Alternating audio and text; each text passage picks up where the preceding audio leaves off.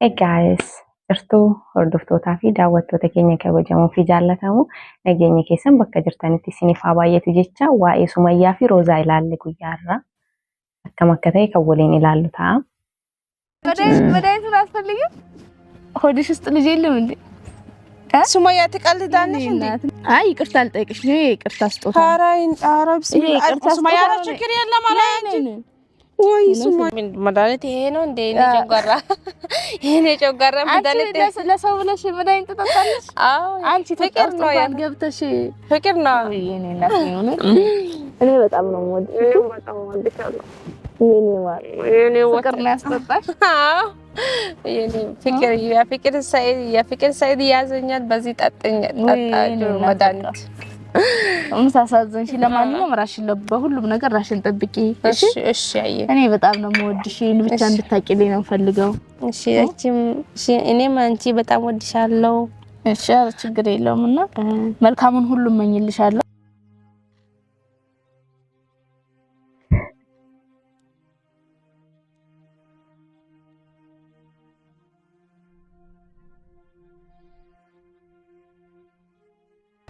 ቢስሚላህ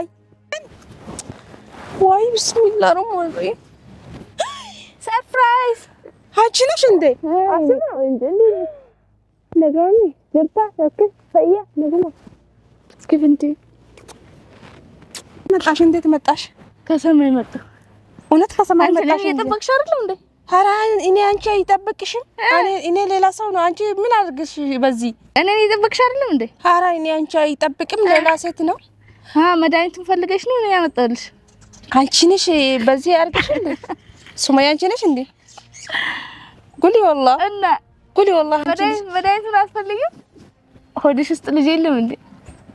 ሱመያ ትቀልዳለሽ እንዴ? እኔ ነኝ ያወራሁሽ ማለት እኔ ሳልሆን ሰው ነው ያስወራሁሽ። አንቺ ግን ሌላ ሴት አለ እንዴ በዚህ? ወይኔ አንቺ በመድኃኒቱ ፈንታ ማለት ነው እኔ የራሴን ስለምወድሽ ማለት ነው አንገቴ ላይ የነበረውን አብል ሰጠሁሽ። ምንድነው ይሄ ነው መድኃኒቱ? አይ ይቅርታ አልጠይቅሽ ነው ይቅርታ ስጦታ። ኧረ ቢስሚላህ ሱመያ ችግር የለም አላንቺ Guys, akkuma argitanii kunoo kana fakkaata. Garuu kana hunda nama sobuun maaliif barbaachise iyyuu? Ammana kana hunda nama gowwoomsuun maaliif barbaachise?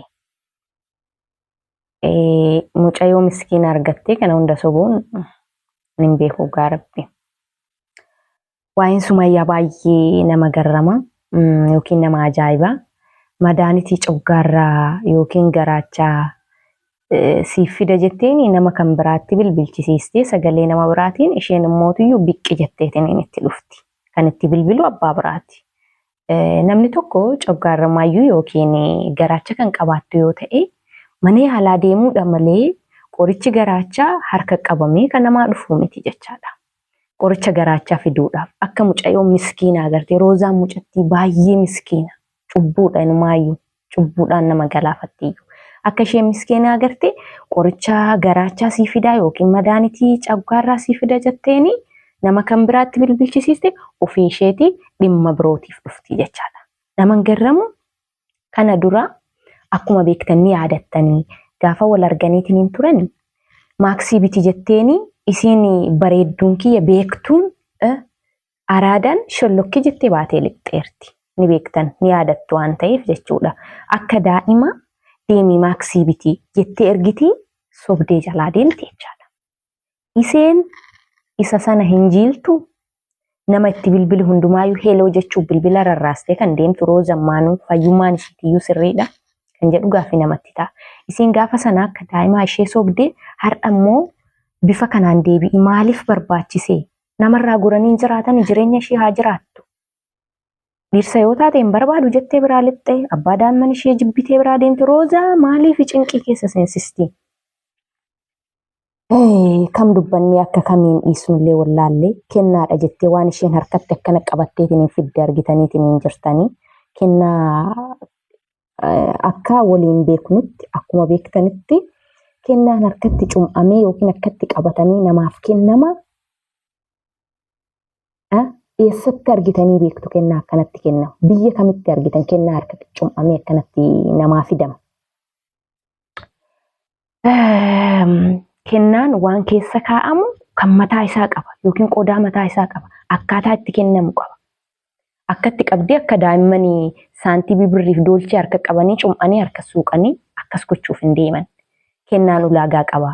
Meeshaa ittiin kennamu qaba. Qodaa ittiin kennamu qaba malee akkatti cum'aniitiin ittiin ishee sobuuf gowwoomsuuf deemuun kun ani sirriidha jedheen yaadu akka kootitti jechuudha. Baay'ee natti dhagahame. Iddoo roozaa buutanii yoo ilaaltan baay'ee ulfaataadha. Roozaan gatii isiin baay'ee miskiina taateef kun hundi miidhaan kun hundi kan ishee irra gahaa jiru jechaadha. Yeroo tokko yoo wantoonni tokko isin jibbisiisu kam akka jettanii kam akka dhiistanii hin harkaa bada. Waan baay'ee si jaalladhuuf habilii morma kootii siif kenne. Waan baay'ee jaallattuuf habilii morma ishee kenniteef.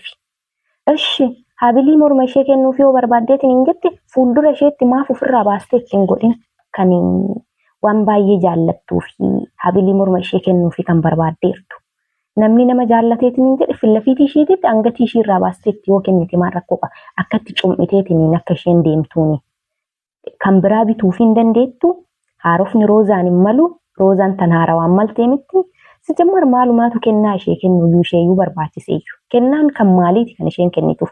Baga dhiirsa kootti naa heerumte, baga abbaa ijoollee kootiitti naa heerumte kan jedhudha kennaan isheen kennituuf. Dhageessanii beektu eessa jira wanti akkasii? Waan si jaalladhuuf habilii morma kootii siif kenne. Morma ishee irraa kaastee maa ittiin godhin? Yoo ta'uu baate maaf hin bitiniif? Gabayaa irraa dhabame moo iddoo gurgurtaa habiliitti dhabame moo haarawatu roozaadhaan hin malle? Akka isheen itti nama sobdeetiin nama gowwoomsuuf yaaltu baay'ee isin ajaa'iba. Intalattiin Sumayyaa jedhamu intala taatu miti. Dhugaa roozaan akka isheen gowwaa qalbii ishee laaftu akka isheen miskiina taatee agarteetiin itti taphachuuf yaalti.